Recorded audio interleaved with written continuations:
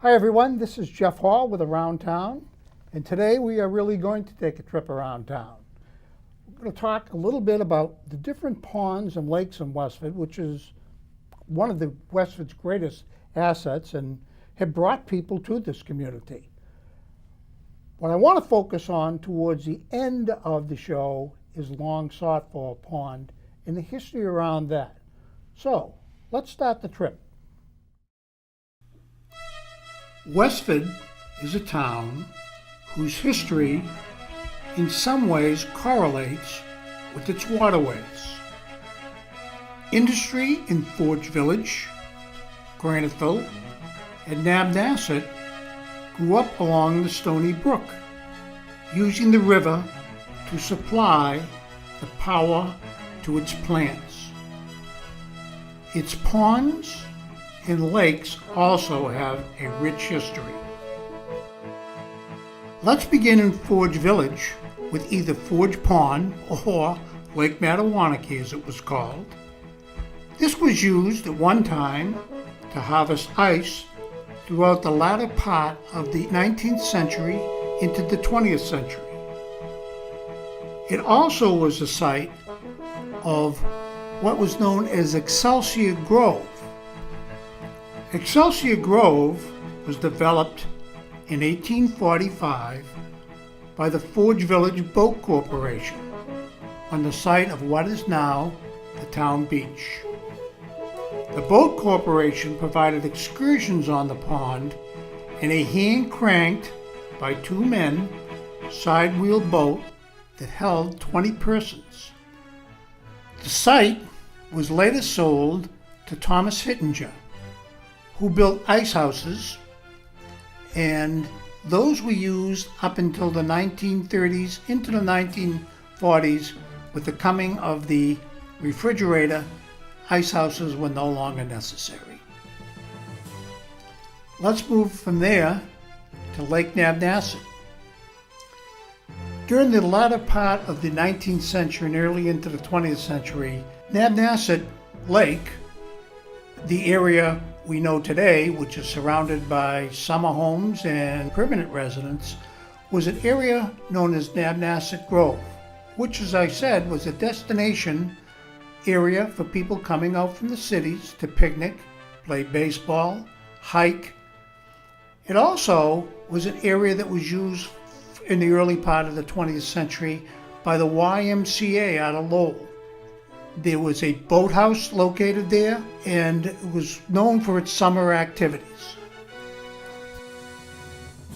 Let's move to Burgess Pond, one of the most popular sites in the central area of Westford. Burgess Pond, north of the railroad tracks, the location of the East Boston Camps Reservation, was named after Josiah Burge, an early owner of a large farm around the pond. It is the only spring-fed pond in the area, and it is the area where the residents came out from East Boston beginning in 1937 and up till the latter part of the 20th century as a site for inner city kids to come and enjoy themselves. The Mill Pond in Graniteville was created by the building of a dam by the Abbott Worsted Company. Prior to that, it was an apple orchard. It had also housed the original site of the Abbott Worsted Mills that burnt in 1858 before the site that we know as 12 North Main Street was built in 1859. Driving off of Route 40 down Keys Road, or Keyes if you will, on the left-hand side you will see Keys Pond. This is an area used for boaters and skaters and summer camps for years. now home of many permanent residents. Flushing Pond, which is off of Route 40 between Groton Road and Tingsboro Road, was the site of a small beach area that the Schill family ran. They also ran a small eatery out front known as Fred's Place that sold hot dogs and ice cream during the summertime. On the Tingsboro Road side of the pond, the Stakopolises back in the 50s and 60s rented rowboats, so travelers could just go out and row along and probably fish on the pond. The focus of this program, however, is on Long Southborough Pond. This pond is the site of what we know today as Summer Village. Summer Village is located on the northern side of the pond. Kind of an odd name for a pond, Long Southborough Pond. Where did the name originate? Well, if we go to Reverend Hodgman's History of Westford, he says there is a tradition that the name Long Southborough Pond was because a party who had heard of its existence started and spent 4 days before they came to it. Hodgman's, page 232. We will start on the southern end of the pond along Route 40. Moving up Route 40 towards Graniteville, on the pond we find Sugarrose Grove, very popular in the early part of the 20th century as kind of a area where you might come and rent a rowboat to either fish or swim on the pond. It was owned by Charles Francis Sugarrose, and who passed it on to his son. At the corner of Route 40 and Dunstable Road is a brick building known as the Brick Tavern. The Brick Tavern has quite a history, dating back to at least 1865. It was owned by Matthew Downs, who ran a hotel out of there into the early part of the 20th century. The question is, what would bring people to a hotel on Route 40? Well, it must have been Long Southborough Pond, because if you travel down to what today we know is Summer Village, it was known in the latter part of the 19th and earlier 20th century as Hilder's Grove, similar to Excelsior's Grove I mentioned, and Nanasset Grove. It was a summer location for city folks looking to escape the city.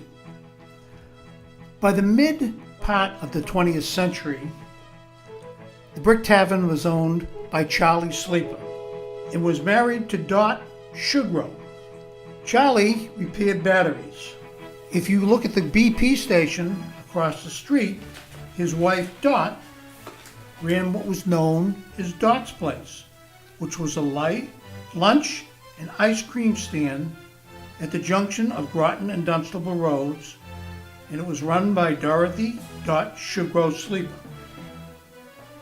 As we travel down Dunstable Road, on the right-hand side we see roads where campsites were popular dating back 100 years.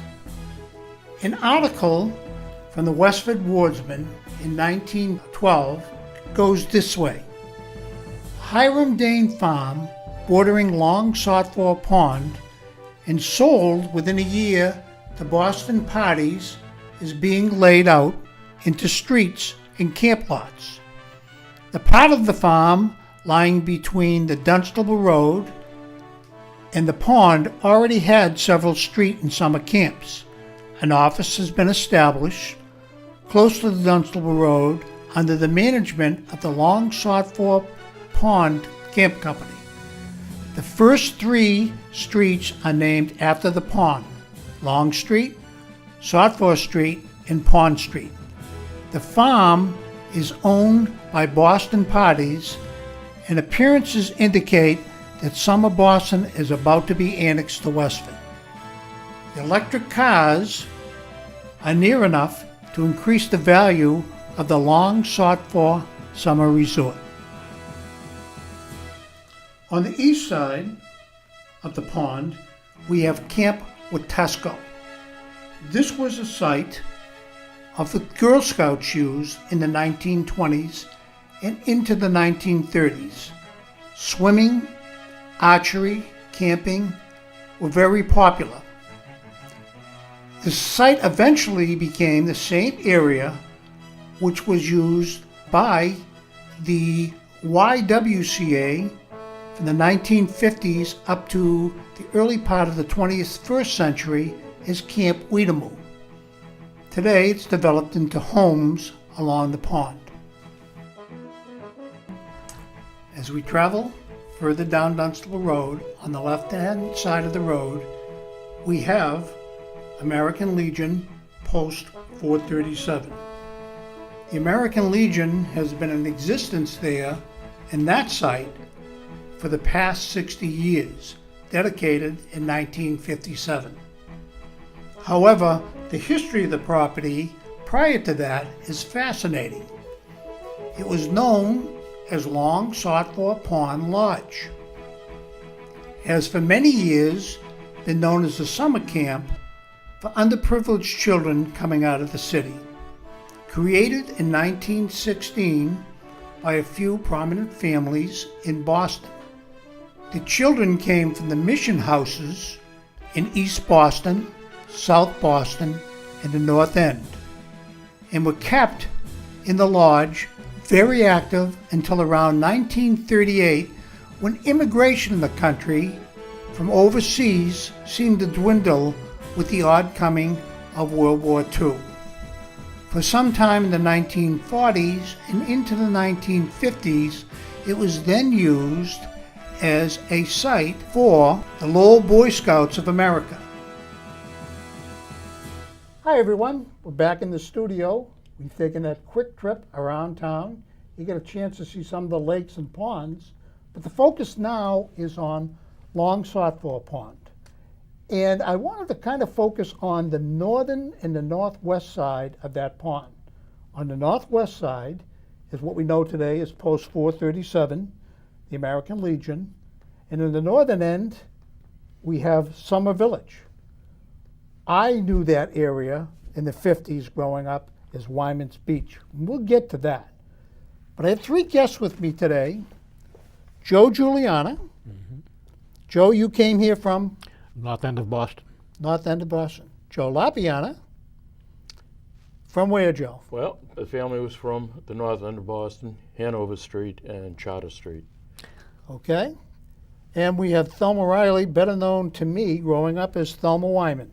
Thelma Wyman, whose family was the proprietors at the beach. Correct. Correct? Before we get to you, Thelma, and talk about the beach itself, I want to get to how you folks got here.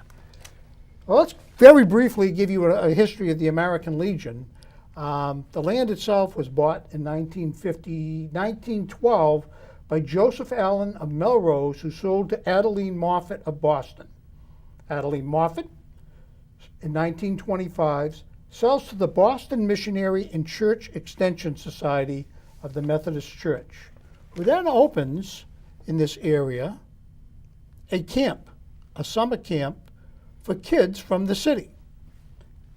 The Boston Missionary Church Extension Society awarding prizes on Exhibition Day, and I'm reading from a program from 1929. It offered Bible study, nature study, music, swimming, hiking, character building, patriotism, pageantry, and handwork. And camp opened July 8th, 1929. It closed August 28th. 200 children were to be cared for with 11 teachers. $7 sends a child to camp for 1 week. $25 sends a child to camp for 1 month. How about that? How things have changed. I guess. That's how you guys got here. Joe Lapiana, you first. Okay, well, my parents were both living in the North End with their families, again on Charter Street, 38 Charter Street, and Hanover Street. And their families were common everyday workers, and they would send their children to the camp.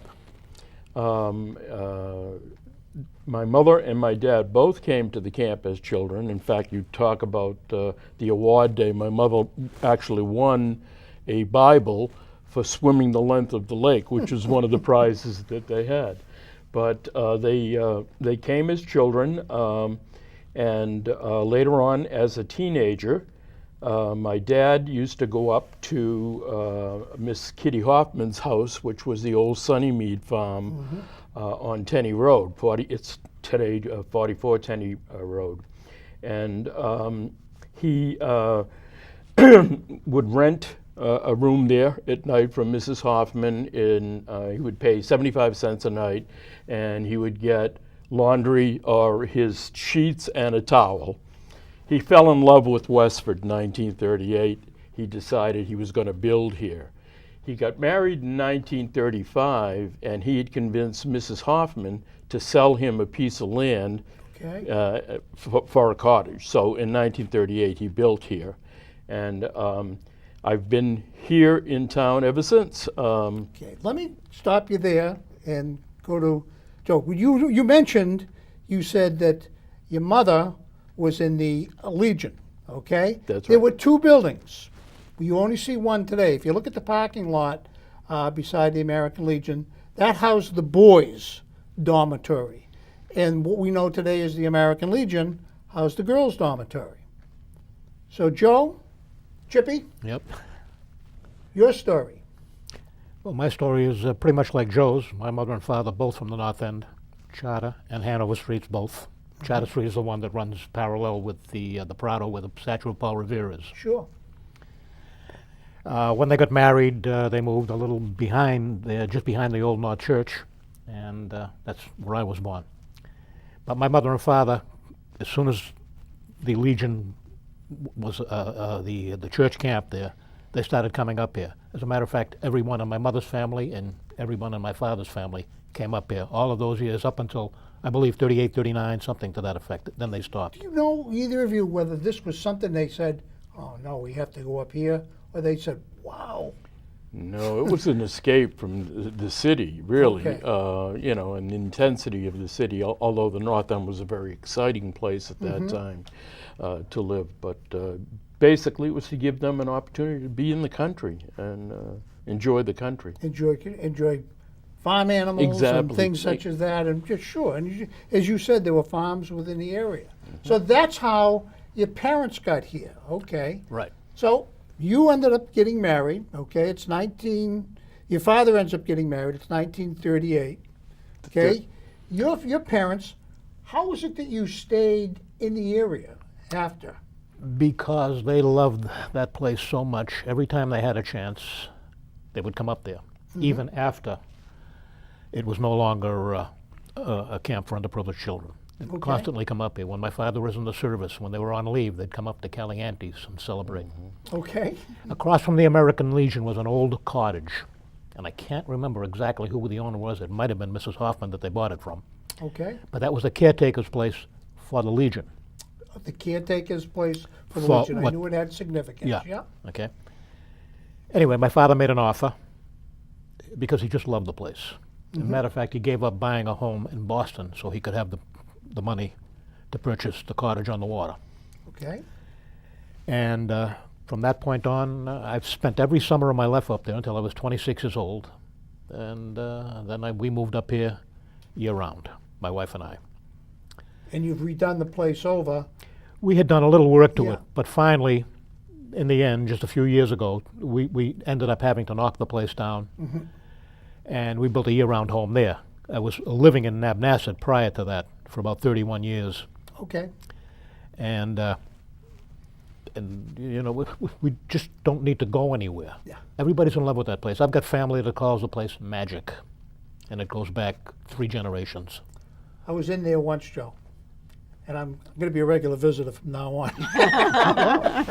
It is Nice beautiful. place. It Anytime. overlooks the pond. It is just something else. So your family, the Boston Missionary and Church Extension Society, go away. Okay. this American Legion that we know today becomes kind of a place for Boy Scouts, I know. And the Wymans aren't in the picture yet, okay?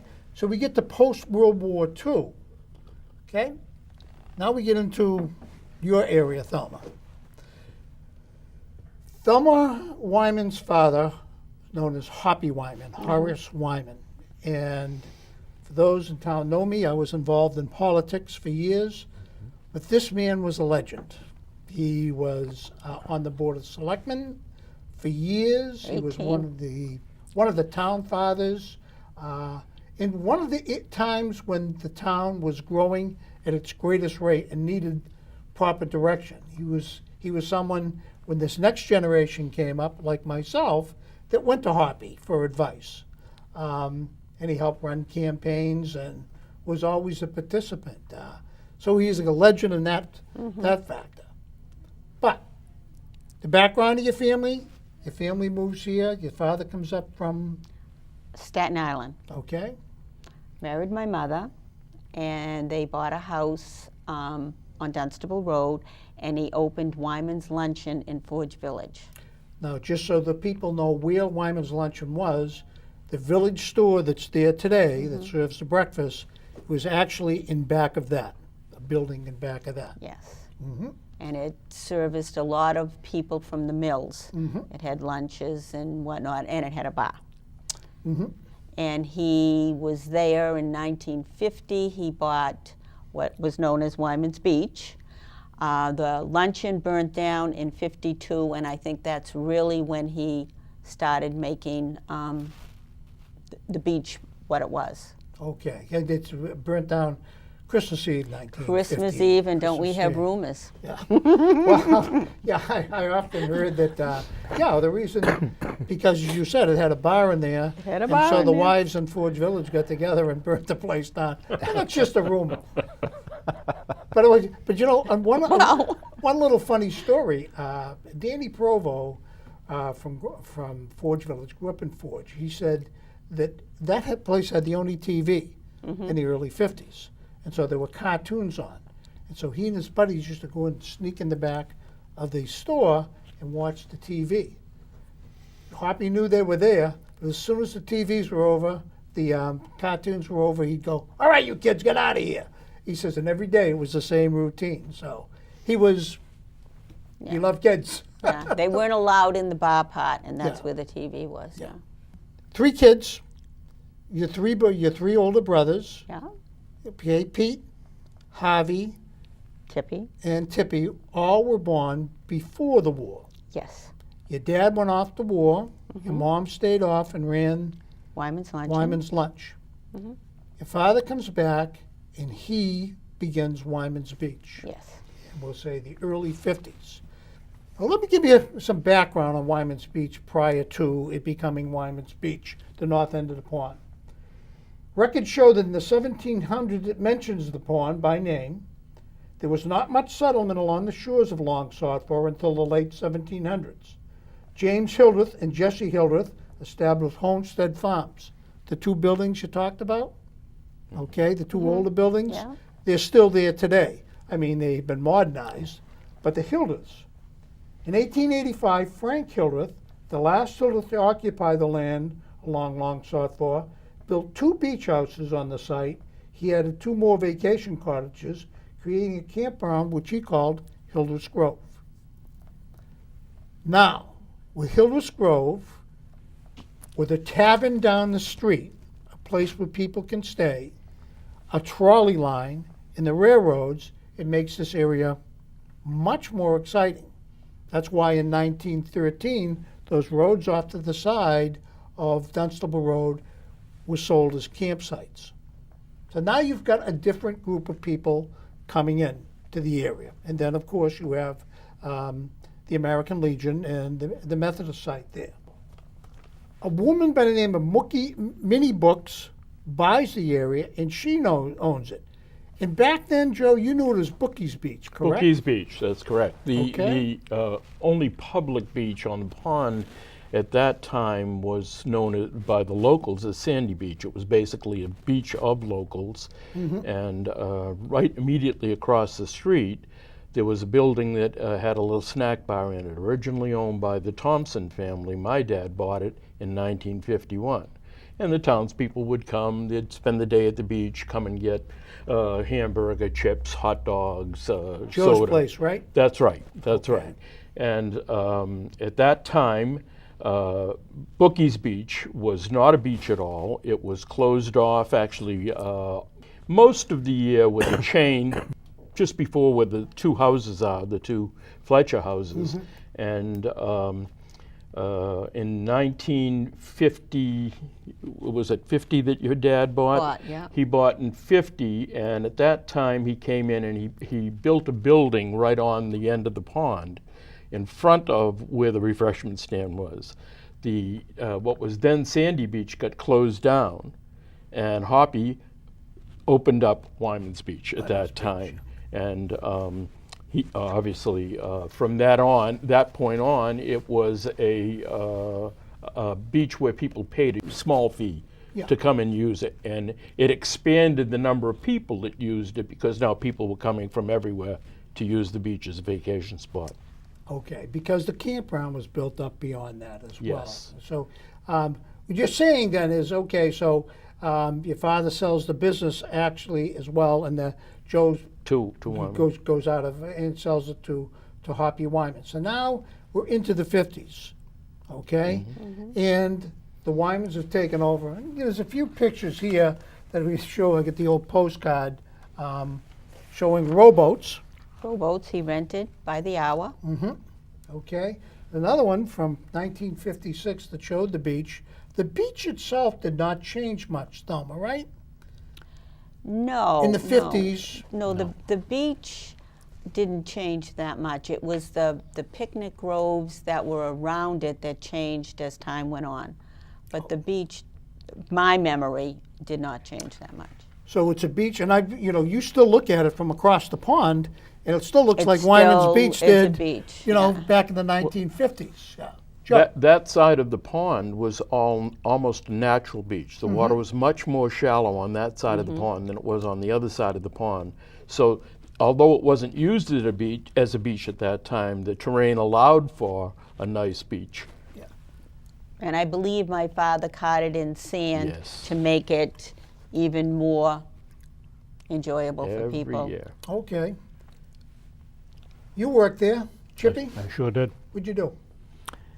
I was on the back of the garbage truck, and Monday morning used to be the busiest day because you had to rake up everything from people from mostly, I remember, is picking up leftover spaghetti from all the people from the North End and Medford and Somerville came up and throw it on the trucks, and then you'd have to rake up the beach after that was done and everything. But to make a long story short, it was one of the most enjoyable times of my life. Interesting. Absolutely. Yep. My heart is there. Okay, but you didn't Westford. spend the whole day in the back of the rubbish truck. You must have been, Pretty dirty when I left, yeah. yeah. Yeah. Once in a while, I'd leave my clothes down there and swim across the lake home. I was going to say, did you spend time at the beach after that? Oh, I was there quite often, quite often. When I wasn't working down there, I was just hanging around down there with friends. Met a lot of good friends. Yeah. Okay, we all knew the Wyman girls and the brothers and all that. It was very, just heartwarming. I don't know the words to say how much I love that place. Joe? Yeah, pretty much the same story. As kids, we grew up together, and we worked at the beach. We either worked the garbage truck, raked the beach, or picked up bottles for 2 cents a piece to make a little extra money. And I feel the same way. It was a part of my life for a long time. As a matter of fact, we continued to use the beach because when my father sold the business to Hoppy Wyman, he had an agreement with him that we could continue to use the beach and keep a boat down there. So I continued to use that beach up till 1972 when my mother passed away. She swam that lake every single day. That was part of her routine. We'd walk down from Tenney Road, which was about 5-minute walk, and use the beach. So we spent a lot of hours on that beach. My sister grew up there with her friends. also. People like Suzanne Pagiano, Okay. whose family owned Caliante's. Camping And Caliente, sure. the north end of the town was like a big family at that time. Everybody knew everybody, and Well, I guess you're saying, that when you get down to the camp area, okay, you get the beach, and, my story basically with Wyman's Beach is, of course, your sisters, Barbara and Viola, were in my class. We went to Sunday school together. Right. And so good old Hoppy used to give my father a sticker for pass. If you were from Westford Yep. and you showed your registration, you got a sticker. that's right. He always said he had to take care of the town. Yeah. But talking about, growing up at the beach and whatnot, Labor Day was a sad day because Labor Day meant we all parted and we weren't going to see each other until probably Memorial. The beach itself, you get the beach area, you get the campus. Who are the campus? Well, that used to be all groves. There must have been hundreds of picnic tables in there. Oh, Yeah. Yes. And slowly my father and mother turned it into a campground. And there were campers from, like you had mentioned before, Bellrica, Lowell, all over, and the Boston area, because they could come out with their families and stay and make it on Route 3 to work if they were in the Boston area working. And so little by little, it changed into a very large campground. You mentioned cleaning up spaghetti. There was a large Italian contingent. It sure was. Do you think that had something to do with other people coming up from the north end? There were families that date back to the 30s and the 20s. The legend of this area, or I think it was more word of mouth. yeah, The think so, Italians too. told each other that there was a nice place to go and spend the day, relatively inexpensive, and that's how that group grew and grew and grew to be a large group of people. I've seen pictures from like 1957 of the people in the Grove, okay, that you see along the side, playing bocce. Okay, so you knew that was an element. And they came very early in the morning with their pots and their sauces, and very early, 5:30, 6 o'clock, they were waiting to get in so that they could start their cooking. Tell me, you said you got to know everyone because you worked there. I I worked mean, there. it was a family affair. Yeah. Every one of the Wyman's kids or adults worked there at one time. My father started us early. I probably started about 11 Okay. or 12, working there, first charging cars to get in, then in the store, and then in the office. Okay. My brother, Roger, okay, which you knew well, 'cause so Roger was a lifeguard down there in the 60s, and he would leave the house sometimes at, 5:30 in the morning, go down to Harvey's, where he would help, Harvey's wife would have breakfast for him, Yep. actually, he said. He says, and they went back to clean the beach after that. And from there, he then, got ready to get in the boat because he was a lifeguard, and he'd spend the day lifeguard. So the day might have went 14 hours, Oh, yeah. yeah, It could easily. And the funny thing is, my mom knew exactly where he was, and he wasn't in trouble. So there was never any, oh my God, look at all the hours he's working. It was good for him. They were long days, but they were fun days. Yeah. We had a great time. Absolutely. You might get a 10-minute break where my father would say, well, at least to me, you have 10 minutes to take a swim. And we wore our bathing suit under our shorts and whatnot, so we would run in the water on a hot day and take a swim. Yeah. What's your most memorable? Do you have, say, a most memorable experience down there? I mean, you said the back of the rubbish truck, but I worked the back of a rubbish truck, and there were some memorable moments, and nothing ever stuck out. It's hard to say, just with the people that you were with, and you knew them and you knew their family, because my family knew their families and all of that stuff. It was a family. Yeah. It really was. It wasn't, and I mean, I didn't work the hours that Roger did because I wasn't a lifeguard. Yeah. I was just cleaning up the beach there. But I met so many people down there from Westford. Okay, people like Ray Prue, you remember him? Your brother Billy. Yeah. Once in a blue moon, and Roger, and there's so many more names, I can't think of them all. But when I used to have to go home on Labor Day, Labor Day, I would die to get back there. And when I finally got my license, I used to come up there as much as I possibly could. And even stay there in a cold cottage with no fire. Yeah. Wyman's Beach was, I had waterfront property, but I hardly was ever there. Okay, I was always at the beach, and she can attest to that. She'd see me all the time, and the girls and all that. It was just good, clean, Good. wholesome, just Fun and friends. I Right. think they weren't just people you worked with; they were friends. yeah. And so you didn't mind Friends and working neighbors. because, exactly. I can remember, with when Marilyn and I were married, her sister, Annie, in the 70s, she was down here because they were always down there with the arcade. So there's another group of Westford kids that were going in, and Wyman's Beach was the place to be. So I guess my next question is, you see these changes over the years. What change did you see from the 50s to the 60s to the 70s to the 80s? That it was, did it drift away? Did all of that Well, closeness? It did in some ways because the people coming into the beach changed. Yeah. I don't think so much in the campground, Right. but the people waiting to get into the beach changed, and I'm sure the older people had just other places to go. But I mean, Chippy and I have kept in touch. He's been to my house, I've been to his house. I don't think the friendships have changed that you made while you were there, but the clientele did change.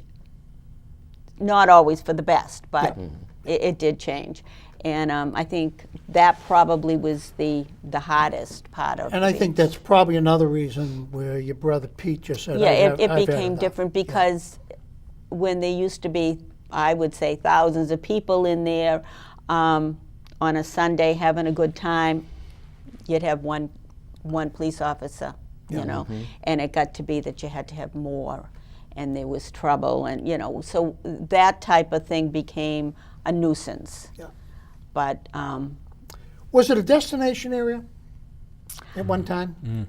I think so. Oh, I yeah. think I would. The reason I say, let me just give you a couple of others. Edwards Beach was in the area. Yeah. Okay. Excuse me.